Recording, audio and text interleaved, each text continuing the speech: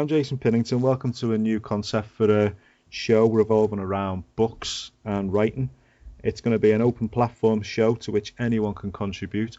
So what we're really looking for is we're looking for reviews, we're looking for booktubers, we're looking for if you've got an event, we want to hear about it, readings of your work, information, discussions, and we could also do in the field reports. So if you go into a book launch or something, take along your phone, take along a dictaphone and tell us about it. These sections can be anything from about 3 minutes long to 25 minutes, whatever takes your fancy. The floor really is yours to do with as you please. I've got Jennifer Smedley with me. Hello, Jennifer. Hello, Jason. How are you? I'm good, thanks. I'm good, thanks. Jennifer runs PlantaPress here in Liverpool, which is a small independent press. Jennifer, I've got the tagline here for PlantaPress, which is "It all began with a fairy tale," which I think is brilliant. Can you tell us about that? The company literally started off with one. I set PlantaPress up in 2010 to publish my own book, which was called Snowfell, which is Norwegian for Snow Mountain. It was set a fairy tale set in Norway in the Arctic Circle. And I started writing it in 2002 and then shelved it for ages. I wrote about 12 chapters, and then life got in the way. So I was 23 when I first started writing it. And then in 2009, a friend suggested I put it on Facebook to see how people reacted to it. And after about a year, I had about 120 people on the page. So I thought I'd have to do something with it. And I ended up publishing it in time for Christmas 2010. Jennifer Llewellyn illustrated it. The artist from Canada, she's very good. Yeah, the illustrations are lovely. Yeah, they're amazing, aren't they? She's very, very talented. She's brilliant. And that was through a page on Facebook called Magic Blocks. I put an advert up looking for an illustrator in the September, and within a few days she got in touch with me, and then we just started work. I finished the book in those few months while she did the illustrations. It was a bit mad, but we did it. And PlantaPress was born. I set up a full-on publishing company to make sure that we got taken seriously by the industry, because I didn't just want to just put out an ebook, and it turns out that people wanted printed books anyway. So you'd be surprised how many people actually want printed books rather than ebooks. Yeah, I think especially kids books as well. People seem to want the print versions more. Yeah, they do. It's really strange. Yeah. It seems to be that reading to kids of a night in bed kind of thing. It's like a more or less traditional, isn't it, to have a it feels more like a book. I think people are still getting used to the idea of an electronic book. I think people still like to feel the printed page and smell the printed page. Yeah, definitely. And have it signed as well. They all wanted it signed, and so people like it. The author as well. They like it to be signed. And but that's how it started. It was literally a fairy tale, because it's like a folk tale. I researched a lot of Norwegian folklore to be able to write it, and there's bits of Norwegian, and I'm not afraid to use the Norwegian language in there. It's aimed at sort of 8 to 13-year-olds, but I've had adults read it, so. Do you know what? Exactly the same with mine. More adults read it than kids. It's crazy, isn't it? I think we all like that. That sort of fantasy, that escapism. I think magical realism. Yeah. It's a really, really good genre for adults, because you just go back to your childhood. You never forget those authors, and like C.S. Lewis and Enid Blyton I used to love, and I think on Roald Dahl, all those. Well, I think a lot of the stuff, especially television, that's aimed at adults as well. It has all that escapism, doesn't it? I think so. They don't realise that what they're watching is a souped up version of a fairy tale or something, or a kid's story, basically. Yeah, I think fairy tales form the basis of everything, really. They form all the basis of mythology, of archetypes. I think they're like a fundamental part of society, of human society, and storytelling, I think. And the sort of symbolism from fairy tales and the archetypes from fairy tales pop up everywhere, really, in everything that we do. And so I think they're pretty fundamental, really. In distinct lack of princesses round here. Apart from me, not really, no, not like that. Yeah, I don't know, that's the problem, isn't it? I know, princes, and pots of gold and princesses and pots stuff of gold, like that. Princes, leprechauns, castles, that kind of thing. It just seems to be all gargoyles and stuff for me. Gargoyles. Definitely. So have you spent any time in Norway, or was it just all... It's strange. I've been drawn there since I was young, because I read all fairy tales when I was little, and I was always drawn to those landscapes of Europe. The mysterious sort of Norway. Much of Norway's untouched. It's uninhabited. It's quite a big country, but it's only got quite a small population compared to the UK, and you've got all these mountains and fir trees and everything that are just all wild and, and untouched by man kind of thing. And reading about like the forests of sort of Central Europe and that, like Bavaria and all those places, those landscapes from fairy tales that you find in Hans Christian Andersen and the Brothers Grimm. I love anything like that. I love landscapes and anything that's untouched, anything natural and wild and sort of, that you don't know what you're going to find, like when you come around the next corner, and it gives rise to your imagination. And so that's sort of what got me into it. I visited Norway twice as an adult. Right. Once in 2000 on my own for a week. Everyone thought I was mad. And I went to Oslo for a week. And then another time with my mum for a few days, a couple of years later. Again to Oslo, because like Oslo is very much like Liverpool. It's quite small, quite walkable, and it's a port city. It reminds me of Liverpool quite a lot. But I've only ever been twice. But the rest of it was through research and just like feeling a connection to the place, Yeah, it is. It is. The scenery there is very. Even a tumble down shack there is. Yeah. It's fantastic, isn't it? Yeah. To see some of the castles and stuff there are amazing. The Bavarian castles. In Central Europe, yeah, that's Bavaria. Yeah, that's in Germany. Yeah, there's some amazing castles throughout Europe. I love castles. I was dragged around them loads as a kid. Well, not dragged. I wanted to go. My dad used to take me around castles in Wales. I think a lot of my sort of imagination came from spending so much time in Wales as a kid as well. Because I'm very into archaeology and ancient history. That's like thanks to my dad.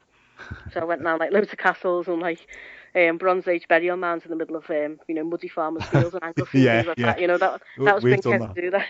Yeah. My mum wasn't impressed. Me and my dad were very excited. My mother was not happy. Yeah. I'd go there with the kids. I'd take the kids there and I'd stand in the middle of this field and I'd go look at this. And they'd all be like, looking up and everything. And I'd be like, no, look at where you are. Imagine what this was. Yeah, it was bring get our dinner now. Anglesey. It was, it was amazing. But like the castles and everything are fabulous in Wales. There's still some I want to go to, and I spent so much time around the mountains and around castles, and So yeah, it fires the imagination up. I think landscape is so important. Yeah. And nature, and maybe it's the Celt in me. I don't know, but yeah. Yeah. Okay, so that book looks fantastic. Sounds fantastic. I'll be checking that out shortly. So moving on to PlantaPress. Not long after I published Snowfell, I began to take on other people as authors, because I thought to myself, well, I want to help other people get published as well, and I just wanted to make that creative connection with other writers, and just have this like sort of little independent publishing company, a real one, because I fund everything. I was funding them so it wasn't a vanity press. So I'm a proper like little independent commercial, which I take great pride in being really in an industry which is dominated by the bigger houses, and in which like it's very, very difficult for a smaller press to thrive. Really, it's still quite a difficult industry to be in. So I wanted to create this like little creative collective, if you will, like this little utopia, I suppose. I don't know. And I've like and help other authors come along with me on the journey type of thing, Right. So I basically like started working with artists and getting the authors in, people of like mind, really, the same values, and that's what I want, Yeah. And I've published about 8 other people now, I think, over the last few years. A couple of them have gone on their own way, which they will do after a while. I know that's quite normal, after the first book or so. Sometimes people will go on their own way. I don't stop them, if they want to go. They want to like do their own thing with their own book, or I won't keep hold of it. Because I'm an author myself. I don't want to hang on to it for years and years. If somebody needs to go in a different direction creatively, then that's cool. Yeah. It's fine. But I've done other people, and this year is being about me getting back to my own writing, because I haven't done much of my own writing since I've been publishing other people. So like, I need to go. I'm the same. We're doing one thing and another. I've done. I've got another book at the editing stage now.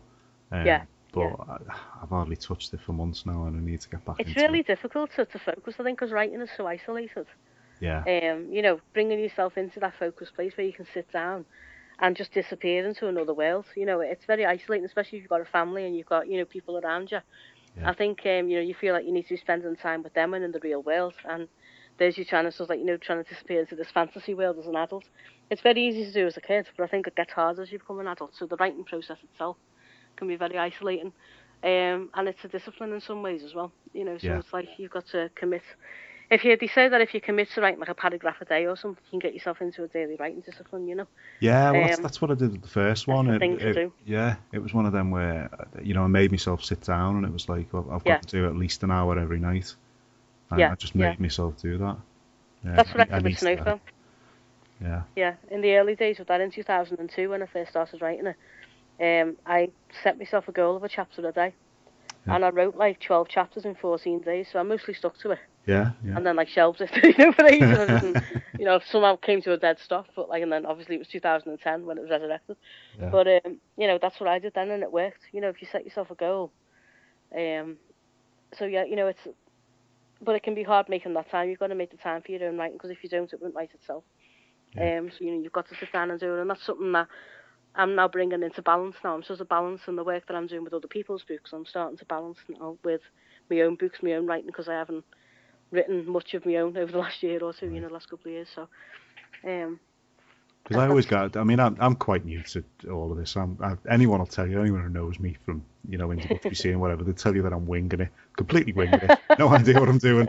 I think everybody is, And people come to me for advice, and I'm like, I can tell you what not to do. I can tell you how not to do. You've probably learned a lot more than you realise. You probably know more than you realise. You've been doing this for a bit. I think even I don't realise what I've learned over the last few years, just. Yeah. And you don't think that you have, but you have. You're stepping into the unknown as well. That takes courage. That's it, yeah. To step into the unknown and do something that nobody's done before, or that other people might find really scary. That in itself was an achievement. Yeah. No, but I didn't. When I went looking around and stuff, and it was like, I'll go and find a publisher now, and they'll all be dying to take me. Yeah. Little did I know.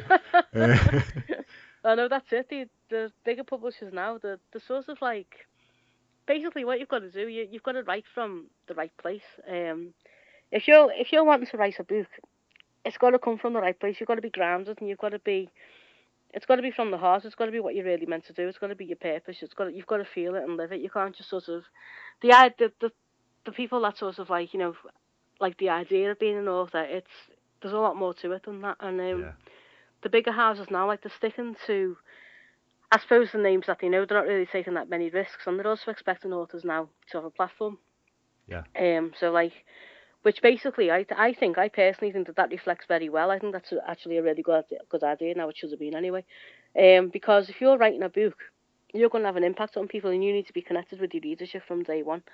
Because you're not just writing for yourself, you're also writing for other people as well, in a sense, and you don't realise it until that book's written. And then it becomes owned by the people who've read it. It's like the whole thing about the death of the author. There's a theory, I think it was Roland Barthes. I'm going all theoretical now, but like, there's a famous phrase, the death of the author, and the idea that once the author's written the book, they lose control of it, and it becomes owned by the reader, because the reader then interprets that book any way they want to. They visualise the characters the way they want to, based on the framework, of their own experience, that kind of thing. And Roland Barthes, Barthes, anyway. but the idea that, your book is yours, and you're writing your book, and it's fulfilling you to write it. Of course it is. If you're the writer, that's what you're doing. But it also becomes the reader's book as well. And the impact of a book. I mean, if you think back to your own childhood, the books that you've read yourself, or they've had an impact on you growing up. They've had an impact on your mindset. Yeah. They've had an impact on your thoughts. They've stirred up your imagination. They've given you great memories. All those things can come from a book, and a non-fiction book will have a more practical effect on you. We've got a book on OCD by Bess in New York, and she's fabulous. And we've had emails from people saying how much that book's helped them, because of their experiences with OCD. So that's an example of, well, not so much the death of Beth. She'd probably laugh at that, actually. She's not dead or nothing, but like in the literal sense. But other people are now taking her book, and it's coming into their life, and it's affecting their lives, and it's for the better. So this is what writing books is about. I see it as a sort of a service thing. It's you're not just doing it for you. You're doing it to connect to your readership. And if you don't want to connect with that readership, and you turn your nose up at that readership, then you're not going to make the connection with your book, and it's not going to fulfill its potential, and you might not fulfill your potential as a writer either. Yeah. So, although in the past, publishers, we do our best to market from our side of things, and we, if you're a one-woman band like me, it can get a bit complicated. I'm building that this year as well. Like, I've built a new website, and I'm trying to sort of get some marketing strategies in place that I can do for everybody at once most of the time if I can help it, because I've got quite a few people now, and so I can't do everybody individually, so I do my best as a one-woman band at the moment. But really now the bigger houses are moving towards authors having a platform as well, because it's a partnership. You've got to work together. So the book itself is it's a tool for connecting with other people. It's a bridge almost between you and them, and and you can go out there and you can connect with other people, and it can lead to all sorts of things like speaking events and things like that. So it can lead to things other than writing. And I think the days now are sort of over where an author can kind of write a book and then sit back and have everybody else sort of do everything. You have to connect with your audience. You have to connect with the people that you're writing for. Otherwise, why are you doing it? There's no point. You might as well just have it sat there on your shelf. You need to take it out there and need to use your, connect with your own book. And, the publishers now are trying to they want to see an author with platform. They want to see an author that is going to go out there and connect with their audience and make the effort. And not just sort of write the book and go, oh, well, yeah, that's the publishing house's job now. And because the publishing house can't anyway, because they've got like tons of other people. And, the bigger houses have got like, about 9 million other authors on the books. Me, I'm one person. So like, in some ways I've got things in common with them. We can't, it's not practical to sort of like do everything for every single person that you've got. I think there is a general, especially with new writers as well, I think there is a general misunderstanding about exactly the role of a publisher. Yeah, definitely. Yeah. The publisher basically, we take your manuscript, and if we think that there's a market for it, if we can imagine it sort of, because what we do, we imagine the readers anyway. Do you know what I mean? Even if you've written the book without thinking of your reader, because I understand art, and I understand that, the need to create something is just there, and very often people will just create and then see what happens. They're not necessarily thinking. They've not necessarily got a recipient in mind when they're creating art, whether that be books, music, visual artwork, theatre, film, whatever. You just create from the heart and then see what happens. The recipients then appear. So, what we do is when we receive your work of art or we're able to then envision the recipients of that or people who might like it. And if we think that, if that vision is strong enough and we can see the recipients of that art, then we may take it, we may commission it. So once we take it, we then work with you I usually work with you on the editing side of things, like get an artist to work on the cover. Most of the time, I will not put a book out there without a professional artist on the cover, because you can tell. And when you've worked with artists as long as I have now, the last few years, they can do stuff to the book, to the cover that you don't even notice yourself. You'll think the cover looks fine. Yeah. And then they'll do something to it, and you'll go, "Oh my God, what did you do there?" And it's amazing, Yeah. But they can see it, because they're artists, they know what they're doing. Well, that's the fair. Yeah, it's something that I don't think you can scrimp on it. I mean, although I did my own cover, I'm going to go completely yours is good, against. Actually, yours is actually really good. I don't think you can scrimp on that, because that is like, the old Chinese proverb, "The first bite's with the eye," kind of thing. Yeah. Referring to foods. It's the same with books, isn't it? That's the thing that makes you pick it up off the shelf, or turn it over to read the blurb on the back of it. So it seems like, Jason, I think you must be like quite talented in your own right, because your cover's really, really good. So if you're a capable artist in your own right, then that you're a good artist, and some covers are fine, but the majority aren't. Do you know what I mean? So Jason, I think you're like probably one of the exceptions, really, because your cover's dead good. I love your cover. Oh, cheers, very much. yeah, it's really good. But like I've seen the difference. You can always tell with the covers. Very often you can tell anyway. Yeah. And when the artists get their hands on them. Yeah, sorry, come on. Oh no, it's okay, I'm rapping.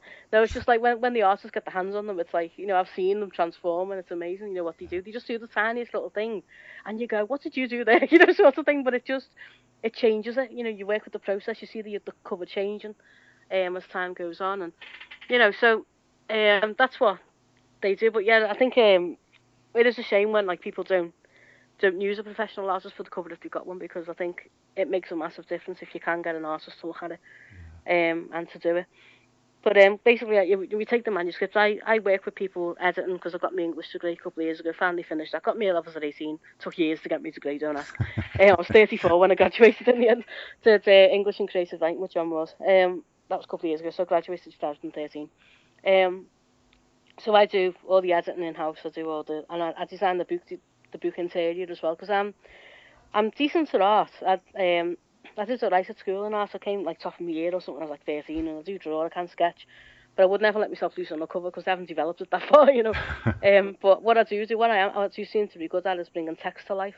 Right. So the written words, I seem to be good at the written words and bringing that to life. So the book design, the interior. So when the person opens the book and reads it, that's what people see. I design the interiors and the structure and everything. And but then, so basically, what a publisher does is we basically take your manuscript, your raw manuscript, and then we make it marketable, and we make it work for the industry, for the shops, and then we make it available to the shops, print it, and then if we can, we do our best to market and try and send it out for review. But that's where the partnership comes in. Yeah. I mean, I will at some point I will have some sales and marketing staff with me when I can. Right now it's just me. So the types of things that I'm doing at the moment as a one-woman band who, can't really cover everybody individually. I've got the new website up. Everybody's got their own page on there that they can put their own like links on and anything that they're doing, any news and that. We've got a blog on there for like video and audio. That's something that I can keep on top of that covers everybody, not just one individual person. And then there's also, there's like a subscription form on there, so I'm going to try and drive traffic to the site so that people will subscribe, because email newsletters are very, very powerful. I know the second I get a Simply Be email in my inbox or like bomb sale for the clothes shops, I'm right there. I'm like, who's sale? 10% off, right there I am. I know how powerful emails can be, So that type of thing I can do. Social media, keeping on top of the company pages on Twitter and Facebook. That kind of thing I can do as a single person running this company right now. Because I'm also the finance director, the legal director, the customer services director, logistics director, production director, art director. Don't ask, I'm doing everything. So, you've got to buy the milk as well, haven't you? That and all as well. I've even got to keep on top of the milk. I know, that's the petty cash. I know exactly. So, I'm covering a lot of things as a one-woman band. And I suppose the situation isn't dissimilar with the bigger houses, only in a different way, because you've got a lot more authors than I've got. Yeah. So, again, the partnership side comes in where, it's your book, with the authors, like so it's like a partnership thing working with me. So if I come up with ideas for like, doing an event, I'll try and do events as well. I'll be doing more of them this year. At Comic-Con where I met Jason was my first event in 3 years, so like, that was like really cool. Doing things like events and trying to line up radio interviews and things, I can do that from my side as well, but also it helps from the other side as well, for both doing it. Because like you've got to think about how that book's going to get to the people that want to read it. And it's a partnership thing now. And the bigger houses themselves, the great big houses, they're doing the exact same thing. I've always thought that was the way to go anyway. I've always wanted, as a publisher from day one, to work in partnership with the authors and the artists anyway. So, like, the authors have got a lot of control over the cover in a way that the big houses don't get. You work with the artists throughout the process because I'm an author myself, so I get it. It really is about partnership. And I said, it's not a workers' cooperative. I mean, I've still got to keep control of certain things because, like, if I didn't, things would go chaotic. But, but like, it's I'm still like sort of technically the CEO. I don't know. I suppose I call myself creative director. Is probably more accurate. But technically, I have to run things. But it is very much about working together to make the book really good and get it out there and get it into the right people. Yeah. And it's not about sort of like, gone are the days when authors could just disappear and leave the publishing house to it, I mean, they were probably the books that sold the least. That you probably find even going back historically before publishers insisted so much now on an author having a platform. I think with the big houses years ago, they put the authors that sold the least books and that connected with their audiences the least were the ones that just sat back and let the publishing house do everything and didn't work in partnership with them. The ones that sold the most were the ones that went out there and engaged with the readership and engaged with the audience. And I suppose allowed themselves to die in a way, you know what I mean? It is this death of the author thing again, I think the ones who were sort of like, hiding themselves away in their ivory towers and saying, right, publisher, you do everything. I think they're the ones that refuse to die. They were the ones who are stubbornly hanging on to life, kind of thing. Right. So you've got to be willing to die to connect with your readership and make your book successful. Yeah, that's a good tagline, isn't it? It is. Be willing to die to make your book successful. So connect with your audience. Go out there and let them take the book and make it their own. Because that's what you've written it for. Go well with your fairy tale tag. It would actually, wouldn't it? Yeah, be willing to die. Yeah. That's true. That's true. So yeah, that's what we do. That's the role, and it's. But it doesn't really stop at the book because obviously we'll do what we can from our end as well. But it's a partnership thing, it's because then that way then you reach the people, in the best possible way. And we know a lot as well, like, I mean, I've learned a great deal doing this, I've probably known more than I realised the last few years. Yeah. And, but whether people listen to me or not is up to them, like some do, some don't, Yeah, you can only offer your advice, can't you? That's basically it. Yeah, that's all I can do. You'll always find someone who knows more than you. Well, there's that as well. Well, There's that as well. Be willing to listen. Yeah. So, but yeah, I mean, it's always daunting for new authors. It's always, because you don't know the process, you don't know. And I try to explain it. And sometimes it's okay, and sometimes you get it, sometimes you don't. But like, I can do my best. I think the problem, the problem is especially this, with social media and stuff like that. You write your book, don't you? And then you go on Twitter and you go, right, I shall now announce to the world that I have written a book. I have written my book, exactly. And the world will go, we will buy your book. yeah. But it doesn't happen like that. It's not that easy. So you can afford your ivory tower. Yeah.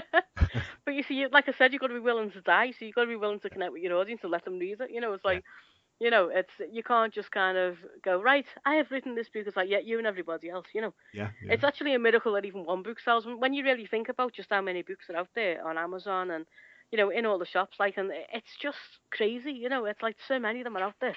Yeah. If you sell a book beyond sort of friends and family and that, it's actually a really good achievement because it's such a mad industry. It's so competitive. It's not to say that you can't do it, and I want to make this thing as successful as possible, but I also want to enjoy it. So I'm quite balanced between sort of wanting to make the company successful and push things forward, but also being balanced and enjoying the process as well. You don't want to, I'm not like, headless about it, but, I have got my goals in mind and, I'm slowly but steadily achieving them and taking everybody else with me, hopefully like they're all along for the ride because that was the goal in the beginning, to bring everybody with me as well, and bring other people on the journey with me type of thing. You've got to sort of like have that awareness that the book is for you and for others as well. It's like a 50-50 thing between you and the rest of the world. Yeah. And it is literally like the death of the author. It's hilarious, but it's true. You're signing your death warrant as soon as you hand the book over for publication. It's like a death warrant thing. You know what I mean? Because like it belongs to the reader, then readers are going to take it and they're going to make their own of it. And you will get bad reviews sometimes, And again, don't take them personally because they're just someone's opinion. Like it'll be them as well. I mean. It sounds a bit big-headed, but I'm waiting for my first bad review. It's nice that I haven't got one yet. But... We've actually got all 5-star reviews on the books at the minute, which is brilliant. Which we're very proud of, and the genuine as well, because I know that some people probably think the 5-star reviews on genuine. I mean, some of them have got like 17 of them on there, but the genuine 5-star reviews. Yeah. But yeah, I mean, there will come a time where there'll be some that aren't. So like, we're enjoying it while it lasts. To be honest, I am because I mean, the one thing that annoyed me when I was writing the book was I was giving it to people, I was letting them read it, and everyone was coming back and going, "It's great," and it is that friends and family thing, Yeah. People are scared to say, no, this is wrong with it, or, you need to change this, or don't do that, do this. And there was a handful of people, 2 or 3 people who genuinely said to me, I like it, but, do this, or, can I offer you some advice kind of thing. And I do appreciate that, that's brilliant. So if a bad review comes in, I'll embrace it. Definitely. Yeah. It is. It's true, and that's the thing as well. You've got to go. That's the thing about the platform side. You've got to go out and go beyond the immediate readership. You've got to go out there to the wider world and present it to them, and let them see it, and get people to read it, and people that you don't know, because that's the best test, really. Yeah. As well of finding out. I mean, that's a really good way of testing it out of complete strangers like it. Then you're onto a winner. All you have to do then is just make it more visible, which is difficult, and the industry isn't an easy one, and especially Waterstones has become harder to get into as well. In 2012, we did a couple of signings and they did a few and they were really good. And I even did a literary festival in there as well in conjunction with Jen, who was the manager in there at the time, another Jen. And she was great. She was fab. She moved up to Kendal in the February of 2013, and we then found it really difficult to get in because she wasn't there anymore.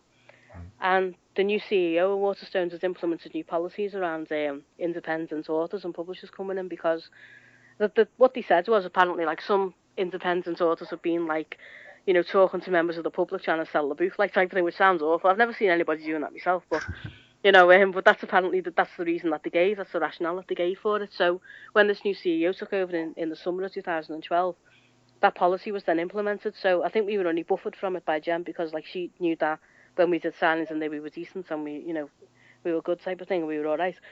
But when she left, it was very, very hard then to get in there. In our local one, you used to do signings and launches and things like that. So don't fret if you find it difficult to get in there at the moment, because it's to do with that policy. If you found it difficult to, if you're an independent author or a local writer and you found it hard to get into Waterstones, that's the reason why it's to do with the new policy. There's an article in the Bookseller somewhere from a couple of years ago that talks about it. That's the other thing as well. Keep on top of all the industry news. Read the Bookseller. That's very interesting. Right. But that's how you find out this stuff. So yeah, it's not easy basically to do what we're doing, and anybody who's written a book and put it out there, whether they've gone through a traditional commercial publisher, an independent commercial publisher like me, or done it themselves, kudos to you, because it's a very, very difficult thing to do. It's not something that most people do, writing a book. It is. A lot of people are writing books, but it takes effort and it's an achievement in itself anyway. But the industry itself, the wider industry, is a difficult one. And you've got to have you've got to have the right mindset for it, really. You've got to be willing to connect with other human beings. Yeah. Being a writer is very isolated, and you can shut yourself away in a cabin. And I know that feeling myself, where you just want to disappear, because you've got to isolate yourself in order to write. If you're going to immerse yourself in a fantasy world, you have to be isolated to a certain extent to be able to. If you're writing fiction, you have to be able to do that. But even writing non-fiction, you still have to immerse yourself in a world that's not real, that's in your head in a way. That's not the physical people around. It's not your family, it's not your house, it's not your job, if you've got a day job. So it is an isolated profession anyway. Maybe different even to music in that way. They're on a stage and they're with other people in music, but in writing, it's very, very isolated. It's between you and your own head and the piece of paper and the pen. So, but it's tempting to continue that after you've written the book, and once you've written the book, you then have to go out there and connect with other people, and that's the important part. And that's what will distinguish you. Yeah, I've enjoyed doing that, to be honest. That's probably what's kept me from writing any. Well, I've written some more. Taking it to market. Not as much as I should have. Yeah. I took it to market. Having a prize winning. I came back with 3 beans when I saw mine to market. Did you get a beanstalk?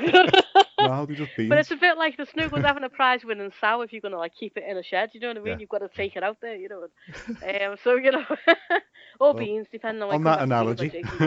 Yeah, we like that. That's a fairy tale, Jack and the Beanstalk. See what I mean about mythology and about archetypes and things. Yeah. There you go. There's the fairy tale again, right there, Jack and the Beanstalk. There we go. Well, that's it's been fantastic. Yeah, likewise. But you're going to stick with us, aren't you? Oh yeah. Throughout the life of this thing that we're doing, whatever it is.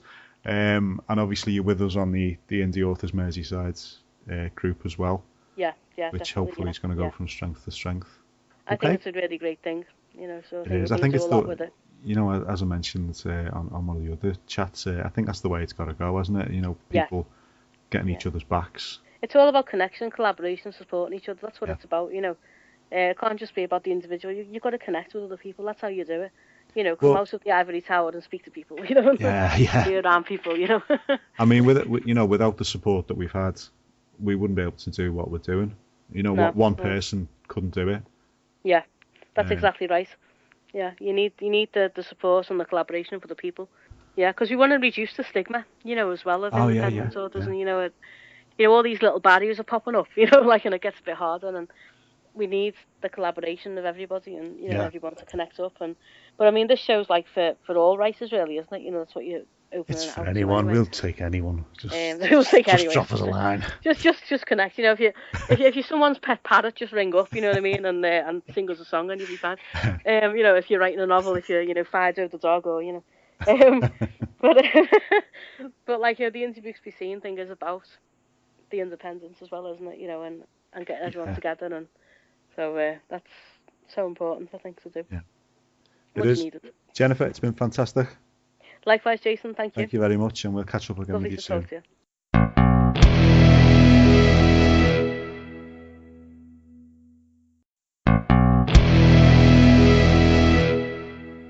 Now I'm joined by Mark Shaw. Mark's the author of The Keeper of the Wind. He also single-handedly started the IndieBooksBeSeen movement, which is a year old today. Mark, a year of IndieBooksBeSeen. What's been happening in that year? Well, in the first year, we've done quite a bit, actually, being that it was just me in the beginning. We started with the Indie Pride Day on July 1st, which is coming around again. It was a huge success, and I didn't expect it to be.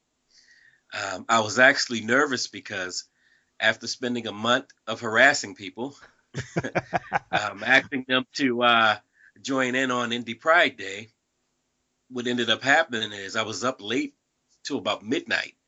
And I figured, okay, I guess the European side, they should start posting pictures. And it was like one picture. I got nervous. So the next day I got up and I just happened to look at my computer, and it was about 8 o'clock in the morning. And there were a bunch of pictures, a bunch of posts. Yeah. And it was an amazing day. Everybody was helping everybody. Everybody was retweeting everybody. And the whole time that it was going on, I had some social media guy buzzing me in my ear. You got to get 1,000 tweets. You'll trend. If you get 1,000 tweets, you'll trend. Keep going, asking them to keep retweeting. I said, man, I'm doing. I retweeted until my hands hurt. I had to literally get off the computer because I was on there all day. But the good thing about it is, so were a lot of people. Yeah, yeah. So it made me believe that we could really do something. And I got all types of really inspirational messages saying that they were so grateful for me putting it together. And it really did something to me. And it made me feel like this is something that needs to be done all the time. Because you've done that single-handed, haven't you? Yes. Did you just sit there and you've just gone looking through Twitter and found people who are indie authors? I looked for as many indie authors as I could. And I tell you, I spent a month every day. And you know, of course, I got the spam comments, you know. You know, I got that a lot. I know. But luckily, a lot of people saw what I was doing. Yeah. And they thought it was really, really cool. Yeah. I even had celebrities reach out to me. Right. Any names dropping? Can you tell us who they were? I think her name is Nia Verraro. She Right. was in My Big Fat Greek Wedding. Right.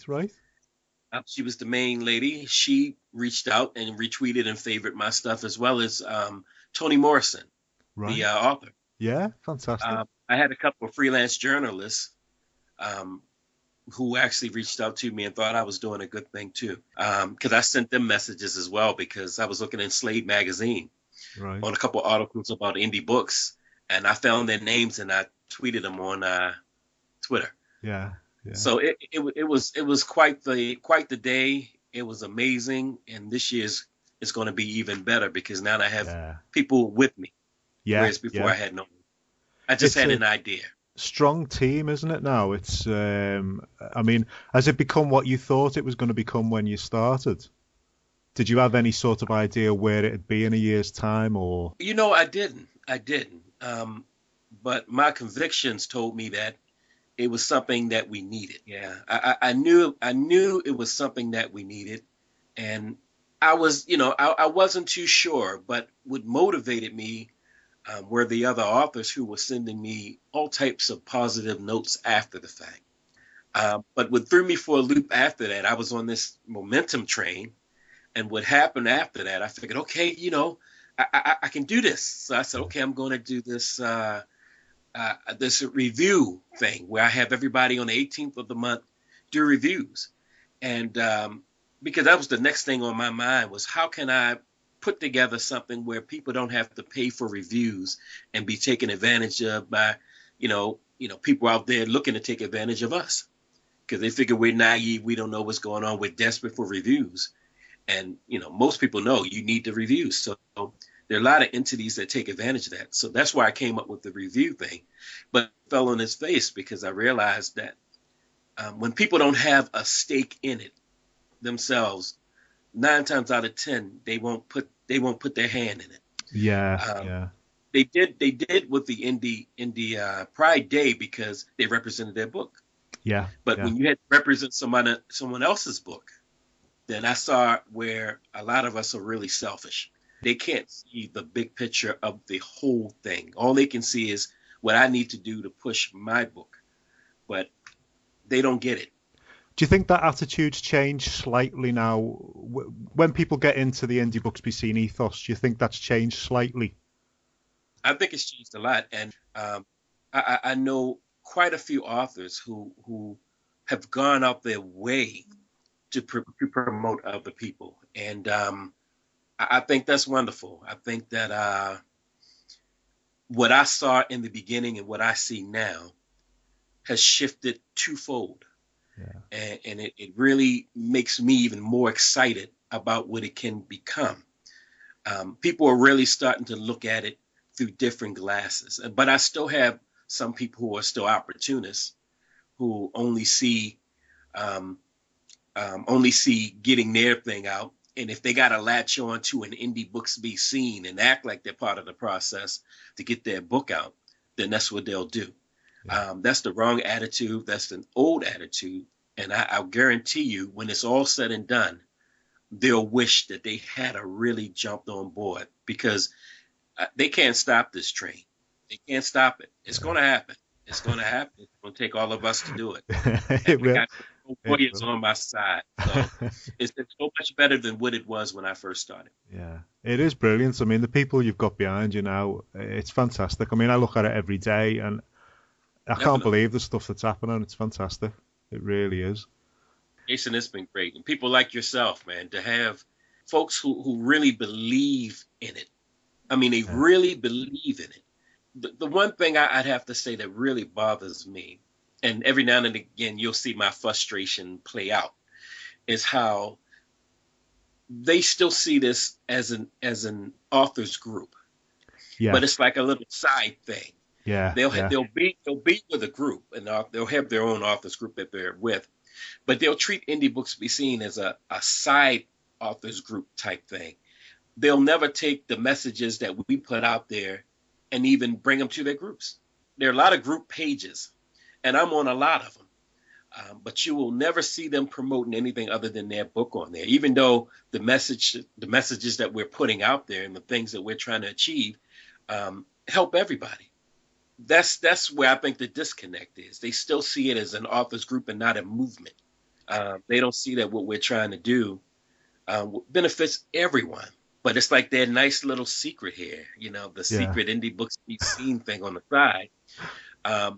And that's where I think that the mindset has to change, because even though they're with us, they're still kind of believing, hey, I have to do this to make it, or I'm not going to make it. This Indie Books Be Seen thing, it sounds nice, but I don't know. So that's what I believe. But I'm thinking more people are starting to turn over, and I think we're going to win a lot more down the line. I think it definitely has over the past year. There's been so many brilliant ideas come out of it. Definitely. And you're seeing people moving up. You can see them going. Right. It's a lot more down the pike too. I'm sure there is. I was just going to say what's in store for the next year. How do we top this? Oh, we're going to top it. I have a couple things that I've been holding back on, right, because I feel like we really need dedicated people to pull it off. But I know if we did it, we would definitely pull off everything that we've been talking about for this last year. Yeah. But you need dedicated people to do this, because it involves actually putting together a grassroots entity outside of the social media factor. A lot of people won't take that extra step to actually go out, like yourself, and link up with other authors who have the same interests. A lot of people won't do that if they have to physically go out and find them. And that's the thing. Or I have a couple of things I've been wanting to do, and I actually wanted to do it this year, but when I'm just not convinced I've changed minds in a way that people are really going to follow through. So I feel like I have to hold back on it, do other initiatives, and lead up to it. Next, I will definitely do what I have planned. Right now, what I'm focused on after this Indie Pride Day is this indie children's books for children's hospitals. Right. You kind of started the process there. Yes. What I wanted to do is make it a multilateral thing. You have where you are, we have where I am in Canada, and we have a hospital in the States. The reason why I haven't put this out yet is because basically, first of all, I wanted to, gather all the authors that I could that did children's books on the indie side. Yeah. And I have a pretty impressive list now. And I let a lot of them know already what I was planning on doing. But what I didn't realize is that when you doing donations for children's hospitals, not all of them take books. Yeah, I think we felt quite lucky. We felt quite lucky here in Liverpool. I contacted them and they said, yeah, fine. They welcomed it. And I didn't realize that. Yeah. I thought maybe I could call them and work something out. But when I called quite a few of them, they were like, well, we don't do the books. We do money donations, and that's it. Right. But recently I found a good one too, a good children's hospital that's closer to me, where I can actually, it's easy for me because I'm close to Washington State. I can just cross over the border and deal with them. I can go and do that. So another IndieBooksBeSeen supporter, she actually found that out. And because I was talking to her about what I was trying to do and she wanted to help. So I'm just putting it all together because I want it to be huge. I want it to be huge. And you know me, Jason, when I get fixated on something, I feel like we go big or we go home. There are a lot of small things going on in and around, but the thing that's going to separate us are our numbers and our numbers getting involved.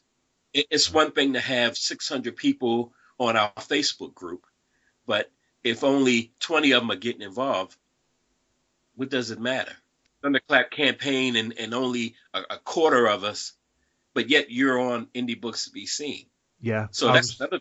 I was just going to mention that. I mean, it was disappointing to see such a small turnout for the numbers we've got behind us. Definitely. But as you say, are they there just thinking this is where I can promote my book, or exactly. Are they wanting to get involved? Difficult to. And I've been getting notes from different authors with the cause saying the same thing, that they it really disappoints them that we have so many people trying to just promote. But that's going to change too. I'm going to deal with that as well. I'd rather have 10 devoted people than 600 acting like they're devoted. I'm going to change that too. Well, there you go. And when you say it happens, Mark. You are the most motivated person I have ever met. Yeah, because I really see big things. I can see them. I can feel them. Part of the reason are the people around me, like what you did at that Comic-Con. That was inspiring to me because I can see it. I can see that. And I thought about doing that, amassing people here because, I think in most cities or places you can actually, you have the means to meet up with other authors, that do what you do. Yeah. They have a thing here called meetups online where you can actually have writers groups and I'm sure they have that all over. It's just making the effort to do it. Yeah, that's it. And that's the problem. I mean, we had a small meetup a couple of weeks back now. There was only 3 of us there out of a group of 30, but it was the first one, and it was a bit out the way. Next time we're going to do city centre and see how that goes, with a local group of authors. Good stuff, right. Though, really productive. But that's the good thing. You made the effort, and you saw the vision. You made the effort, and you made things happen. And with that Comic-Con, I thought that was a huge thing. How I looked at it, because I can see somewhere down the line us having our own conventions, and that's going to happen. But we have to get more people in line with what we're doing in order to invest in it, because it's an investment. We're not the big publishers that can throw all this money. The only resources we have are our own money and our books. That's all we have. Yeah. So, but if we got together and put it into something that could grow us, we can make it happen. We have the numbers. I mean, we have the numbers. I question the dedication, and I'm definitely going to narrow it down to the more hardened supporters than not. Right. You have different people come in and they do things and then they may disappear. And I can, I'm fine with that because you helped. And I understand life sometimes, life happens and you get taken, you get pulled away. That happens to all of us, but you stay in, you keep a hand in there. But there's some people, they're all for opinions all the time, but they never lift a hand to do anything for the Yeah. movement. Yeah. And that's the type of stuff that I have to weed out. And I definitely will. But I think we have enough people who are pretty hardened and can see what we see for our future. And I think having what we have right now, I feel more than confident come the new year, we're really going to pull some stuff off. I mean, look at what we've done so far. Well, we've already been noticed, haven't we? That's the big things that people are sitting up and taking notice of us. I have another thing that I want to do, Jason, and it's a pretty big thing. I've been trying since I've started this. I've tried to get indie filmmakers in conjunction with indie books to come up with a project, or at least to support each other. And I've reached out to filmmakers about doing indie trailers, picking books and doing trailers, because I feel like some of the trailers that I see I'm not really impressed by them. They don't sway me. So I'm thinking, okay, why not get an indie filmmaker to play with it? And maybe maybe they can really make it pop and make it look like something that you can actually go look like a movie. So I've been putting that out there, and I've actually had different filmmakers excited about the prospect and have been already telling me what books they want to do. Yeah. And that's another thing. I've sent them our catalogs too, by the way. Right. Oh, fantastic. Catalogs look fantastic, by the way. Yeah, with the catalogs that we've done, I've also sent them out to booktubers and future booktubers who may do book hauls with indie books. So they have an options right there in their face. They don't have to go searching. There you go. You have, they can still search too, the blog spot. But what I see IndieBooksBeSeen as being the standard of indie books down the line. There has been a lot of stigma around indie books, hasn't there? And I think it's, I think people are more likely to give it a chance now than they were years ago. And the booktubers also inspired me, because a lot of the booktubers who did those book hauls aren't into indie books at all. They aren't into indie books, but every last one of them found a book that they picked that really made them think, wow, this was better than I thought. So I changed their minds about indie books. They still may have a bit of a stigma, but at the same time, they know there are quality indie books out there. Actually, some of the booktubers actually did their own separate videos of some of the titles that they really liked. They went and made a separate video. And I thought that was great, because it proved, first of all, it spoke to their audiences that, wow, there's some good quality indie books. And that was my whole thing.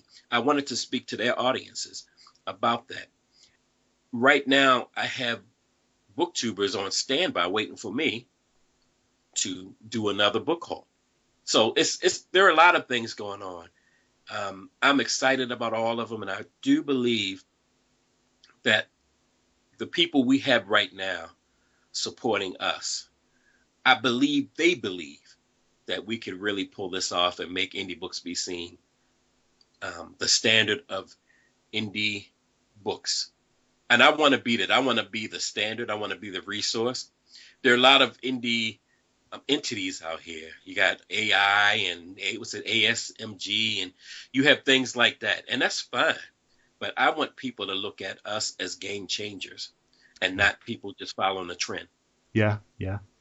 Do you think there'll ever be a point where you'll stop, where you'll sort of go, I've reached my goal now? I'll reach my goal when we're doing our own conventions based on indie books. When people look to us as kind of the gold seal of indie books. That's what I'd like to see. I'd Impressive. like people to be able to come on with a first time book and say the cover is not adequate. For us being the standard to say to them, you really need to fix that cover. And them thinking, wow, if that's coming from IndieBooksBeSeen, we really need to, but we could be that resource, Yeah. and it's not that we think we're better. We just, the one thing with the stigma that we have is that a lot of people see this and they think indie books suck. Yeah. But I think that if we get to the stage where we have our top 20 indie books, be like the New York Times of indie books.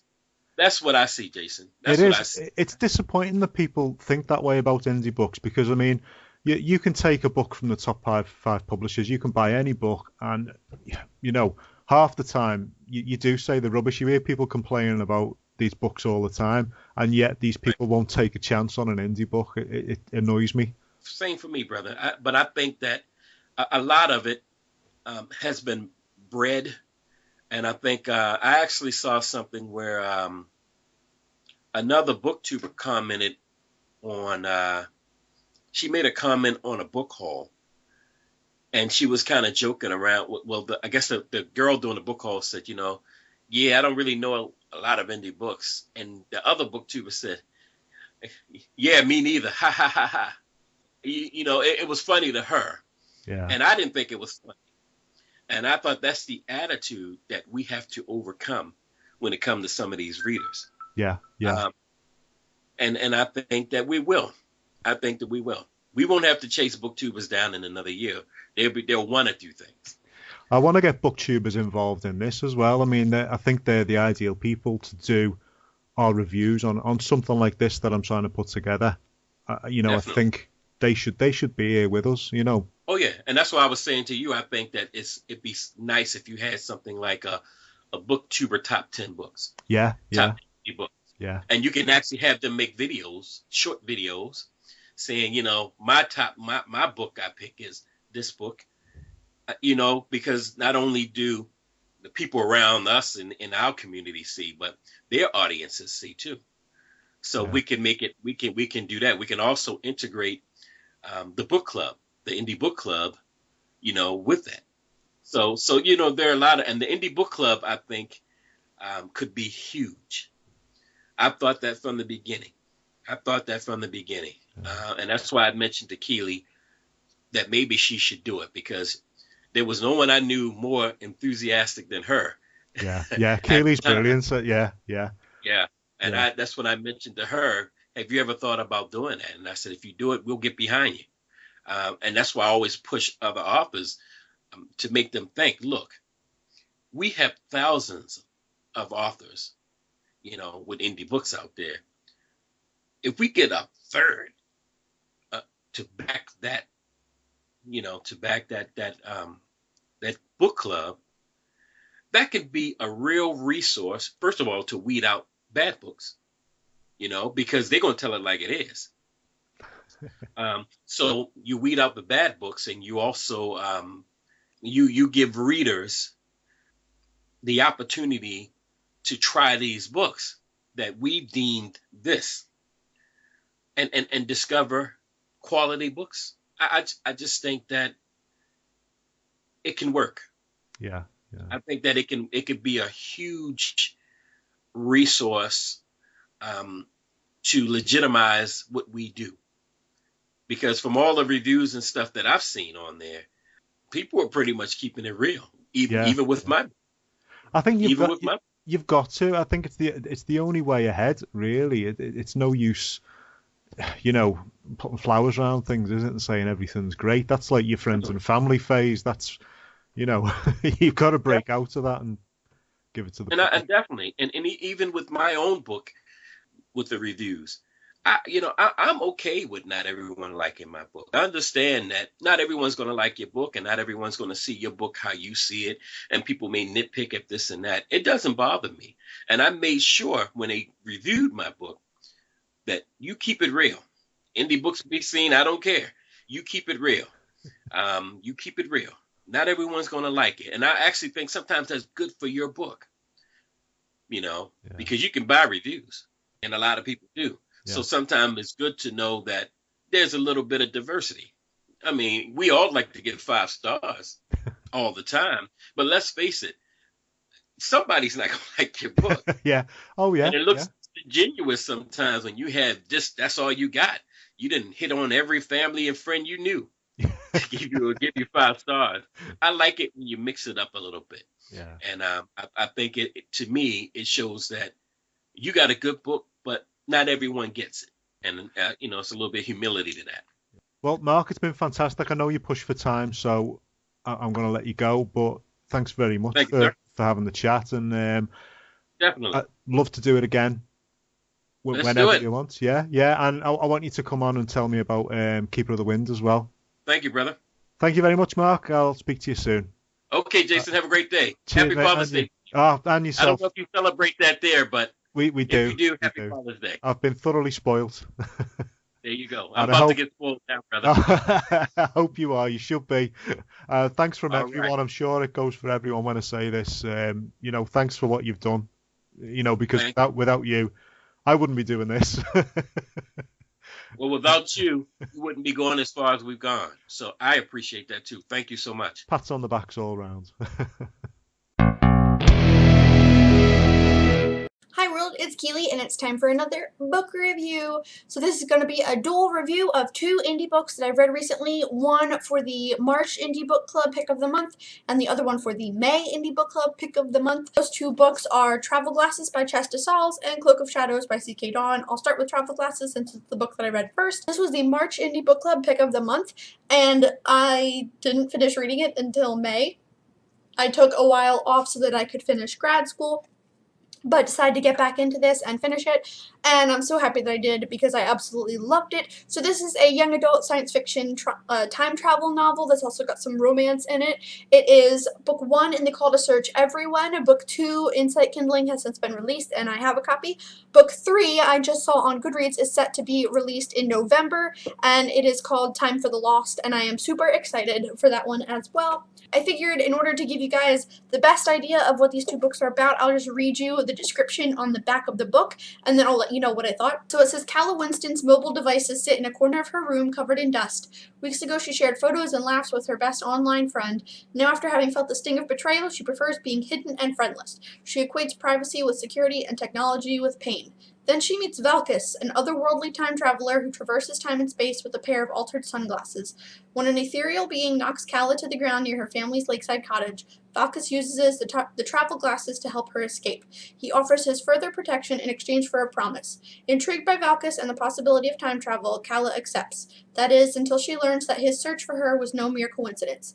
Calla sets off on her own, taking the travel glasses with her. Torn between searching for her estranged father and reuniting with the rest of her family, she tracks down the inventor of the travel glasses in hopes of discovering more about Valkus's past and motivations. The travel glasses take Calla's mistrust of technology to all new levels, but without them she'll never make it back home. With Valkus hot on her trail, Calla hopes to find what she's looking for before he catches up. I remember when I first read the synopsis, I thought that sounded really weird, and to be honest, it was, but it was amazing. The author did such a great job of taking a crazy idea of sunglasses that are used for time travel and bringing the story to life and making it really believable. The story isn't that long. It's about 240 pages, and I honestly, once I finally sat down to finish it, I devoured it. It was so freaking good. Calla is amazing. I love Valkus. I love the inventor of the travel glasses guy. He is awesome. I can't remember his name right now because it's been a while, but I really, really enjoyed the characters in this book. I thought the author did a great job of world building and really providing good character development so that you could get to know these characters as they move throughout the story. Now, it did get kind of confusing at times to jump into the world because there are so many different viewpoints and there's parallel universes almost, which got kind of weird at times, but after a while you realize like, oh, I totally get it, and this was just absolutely fantastic. I really, really enjoyed it. It does have some romance in it, but it's nothing over the top. It's nothing that would ever take away from the story. For the most part, it's just a really fun time travel adventure story that's got a young girl named Calla as the main character. I freaking loved it. I can't wait to read the next one, and I highly recommend that you guys pick this one up. The next one was the May Indie Book Club pick of the month, and this is Cloak of Shadows, book 1 in the Netherwalker series. The author said that she's working on books 2 and 3. She has also since released a novella called A Neophyte's Tale. I have it, but I haven't read it yet. I've only read this one, and I absolutely love this one as well. Both C.K. Dawn and Desall are just amazing, fantastic people. So it says, what if all you've ever known of King Arthur's legend was a lie to mislead you from the truth? What if Camelot truly existed but was destroyed to keep its secrets? What if I told you there were descendants of the Knights of the Round Table defending us today from the creatures that lurk within the shadows? If the gloaming came looking for you, would you answer its call? 14-year-old Abigail Thorne answered the gloaming, and it turned her life upside down. Along with her mentor, Lord, I don't know how to pronounce that, Reese, a seasoned hunter in the king's court, she now banishes the evil shadows while most docile sleep in their beds, fighting hidden creatures that feed on humans, glimpsing fractures that lead to another world, and wielding magic weapons all before geometry. That's a normal day for Abby now, and she loves every minute of it. But she has no idea that being sent to Britain for her last hunter trial will unleash a chain of events that will change everything and everyone she loves forever. A life will be lost, a life will be taken, and an unexpected new romance will emerge, all while the fate of two worlds balances on the edge of a hunter's blade. I had no idea this was a King Arthur book going into it. I didn't realize that that was part of the plot until I picked it up for the Indie Book Club. I was so surprised, and it was really enjoyable. I haven't read many King Arthur things, especially one that's tied into a paranormal world, but the author did such a great job. Abigail was such a fun character. Lord, or however you pronounce her mentor's name, was also amazing. I really, really love reading about the two of them. The romance in this book was really, really great. It got kind of frustrating at times because I really wanted them to just hook up already, and then it was just amazing. And the author did such a great job of leaving it with a huge cliffhanger at the end so that I have to read the next two, and I really want to read the novella. At some point, I'm reading a ton of other things. If you've watched my previous videos of what I'm currently reading, you'll see that I am. But I'm very excited to pick up the rest of this series, and it was just fantastic. I really, really enjoyed it. Super fun. I don't think I had any problems with this story. Same with Travel Glasses. I don't think I had any problems with them. As soon as I jump into the story, I wanted to see what happened next. I devoured both of these books. I highly recommend both of them, and this one I gave a 5 out of 5 as well. That's it for these book reviews. Let me know if you've read any of them and what you thought of them. Thanks for watching. Bye! I'm here with Dawn and Sue, who have got an exciting project coming up in the summer of 2016, which hopefully they're going to tell us a little bit about. Dawn and Sue, welcome to the chat. Thank you for having us.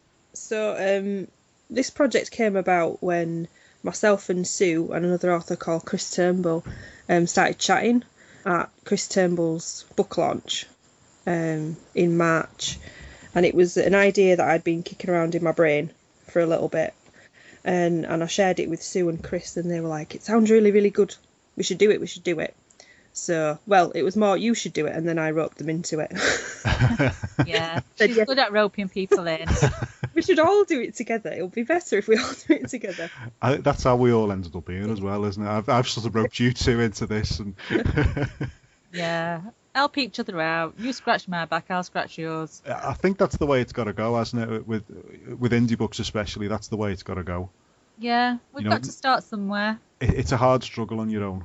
Yeah, I think the initial idea behind it was just to have an event that's just for indies, for indie authors. There's a lot of events out there that have you jumping through hoops to get signed up. I tried to get signed up to a few author events, and they wanted to know how many workshops you'd done, how successful they were, how you measured your success, all kinds of things. And really, some of them just wouldn't even consider you because you were indie and because you hadn't sold X amount of books, which seems really silly because how are you going to sell X amount of books if you don't get to these places? Yeah, seems a bit clicky, doesn't it? You know, it's very exclusive. And the idea was, the more that I started talking about with Sue, the more ideas we came up with. Things like, obviously there's the traditional setup of book signings and meeting authors, but then we were thinking about things like, authors sitting down in maybe a coffee corner and having a chat with some of the readers, an international hub where international authors could take part, and then a workshop where authors could share their knowledge about stuff and other authors could join in, or people from the public could come and listen to speakers. And the more we talked about it, the more excited we got, and we were like, Brilliant. Let's do it. Let's do it. Yeah. It was like, yeah, let's think about it. The next thing, it was just up, and it was it kind of ran away. Oh, it's It fantastic. did. It just took off, didn't it? Yeah, it stuck off. Yeah, I think your head works like mine. That's exactly what I do. I get the idea, and the day after, I'm drawing. And I've got little sketch pads and little notepads full. Definitely. Yeah. I can't wait. I think I've got ADHD or something. I can't sit still. So this, you haven't got a definite date yet, have you? Or, We don't. And the only reason for that is because we're still waiting on funding. on the funding stage, yeah, that's We've got a few options. There's a couple of places that we've kind of looked at having, and then we've got another option, hopefully, that I heard back from today, and we might have a decision on that within the next 6 weeks. Which, if we get that would be perfect, because it's in Leeds City Centre, right. and so we could get foot traffic. It'd be easy for people to get to or travelling, because people are travelling from quite far, and it's a lot cheaper. So our funding, Right. So so easy to get to. yeah, it'll be good for people like Sue and like yourselves and other people who are coming from. It's okay for me because I'm from Yorkshire anyway, but from other people who are coming quite far, we've got people from Scotland and all sorts coming. So somewhere central is going to be brilliant. yeah. So I mean, the funding stage as well. What you're hoping to do is fully fund the event as well. So there's no pay on the door, there's no stall fees or whatever it is. That it's just completely funded through All GoFundMe. free. Totally free. Completely free. Fantastic. You've already mentioned a few bits that you've got planned for the day as well. Is there anything else? I think we're still trying to think of things, aren't we? I mean, we wanted to kind of leave it a bit open. We've had people who, we kind of said to people who've signed up, would you be willing to do workshops or other things? And people have been quite excited, and we've got probably a lot more people willing to do workshops than we have time to do it. Right. So it's probably going to be a case of we'll see what we think will be most useful for people.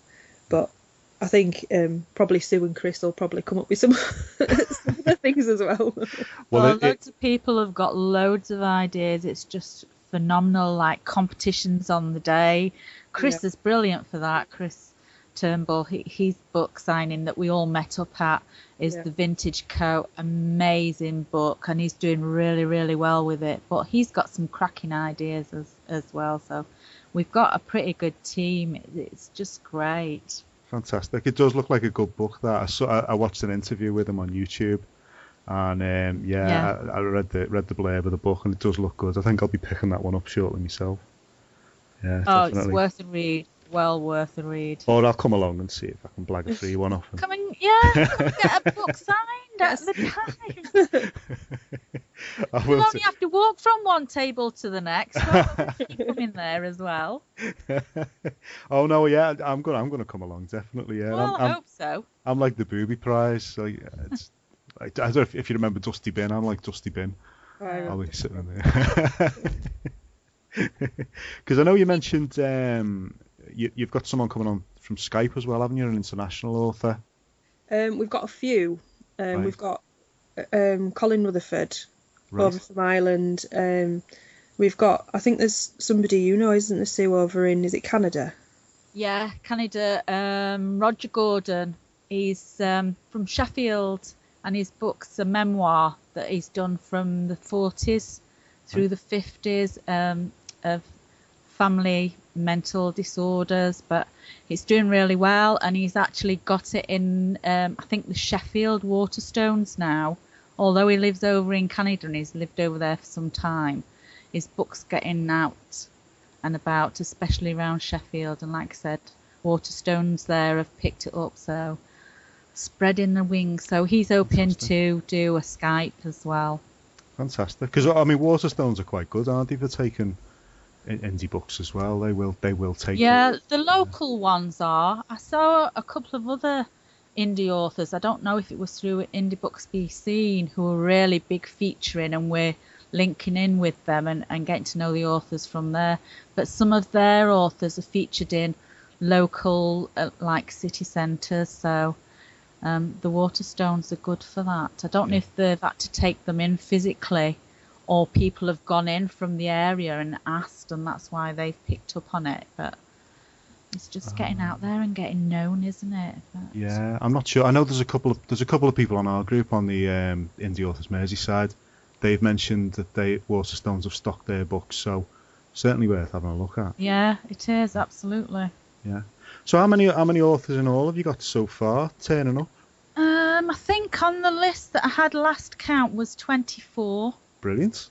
24. So trying to, through Twitter at UK Indie Lit Fest 1, we promote them quite a lot. So you'll see me put on posters of the authors, and I try to do it fairly so everybody has a little go and we can see what's going on, what books they're trying to get out there. And it's going to be really interesting to follow this through, you know, from now, sort of the planning stages. From the start of it, I'd love to sort of document, you know, every few months or whatever, just catch up with you guys and see what, you know, where you're up to now, and how many people have come on board, and, you know, the new, because obviously when you go onto the GoFundMe page, you've got perks, haven't you, that you can, you know, if you fund for a certain amount, you get a perk, or is it called perks on GoFundMe?